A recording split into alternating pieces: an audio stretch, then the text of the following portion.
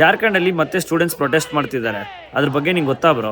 ಓ ಅದೇ paper leak ತಾನೆ, ಎಲ್ಲ ನೋಡಿದ್ ಜ್ಞಾಪಕ ಐತೆ. ಇದಕ್ಕೆ ಯಾಕಪ್ಪ ನೀವು ಯಾರು ಸಪೋರ್ಟ್ ಮಾಡ್ತಿಲ್ಲ, ಸ್ಟೋರಿ ಆಗ್ತಿಲ್ಲ, ಇಲ್ಲ ಎಲ್ಲೋ ಪ್ರೊಟೆಸ್ಟ್ಗೆ ನಾವು ಬರ್ತೀವಿ ಅಂತ ಹೇಳ್ತಿಲ್ಲ, ಇಲ್ಲ ನಿಮ್ಮ ಆಕ್ಟ್ರೆಸ್ ಸೋಕಾಲ್ಡ್ ಆಕ್ಟ್ರೆಸ್ ಎಲ್ಲ ಇದಾರಲ್ಲ ಅವರೆಲ್ಲ ಯಾಕೆ ಸ್ಟೋರೀಸು ಇಲ್ಲ ಸಪೋರ್ಟ್ ಮಾಡಕ್ ಅವರು ಯಾಕೆ ಬರ್ತಿಲ್ಲ?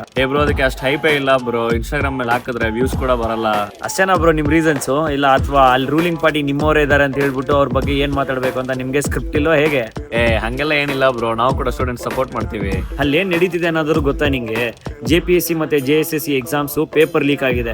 OMR ಶೀಟ್ಸ್ ಅಲ್ಲಿ ಬ್ಲಾಂಕ್ ಬಿಟ್ಟಾಗ ಅವರೇ ಯಾರಿಗೆ ಬೇಕು ನೆಗೆಟಿವ್ ಮಾರ್ಕಿಂಗ್ ಅಂತ ಅವ್ರು ಹಾಕೊಂಡು ಯಾರಿಗೆ ಜಾಸ್ತಿ ಬೇಕೋ ಅವರೇ ಜಾಸ್ತಿ ಕೊಟ್ಟಿದ್ದಾರೆ. ಅಂಡ್ 300ಗೆ 299 ಬಂದ್ರು ಅವ್ರು ಸೆಲೆಕ್ಟ್ ಆಗಿಲ್ಲ. 300ಗೆ 15 ಬಂದಿರೋರೆಲ್ಲ ಸೆಲೆಕ್ಟ್ ಆಗಿದ್ದಾರೆ. ಇದಕ್ಕೆಲ್ಲ ಏನ್ ಹೇಳ್ತೀನಿ? ನಾನು ಕೇಳಿದೀನಿ ಬ್ರೋ, ಕರೆಕ್ಟ್ ಆಗಿ ಎಕ್ಸಾಮ್ಸ್ ನಡೆಸಲ್ವಂತೆ ಅಲ್ಲಿ. ಹಾಗೆ 10th ಬೋರ್ಡ್ಸ್ ಪೇಪರ್ ಕೂಡ ಲೀಕ್ ಆಗಿದೆ ಅಂತ.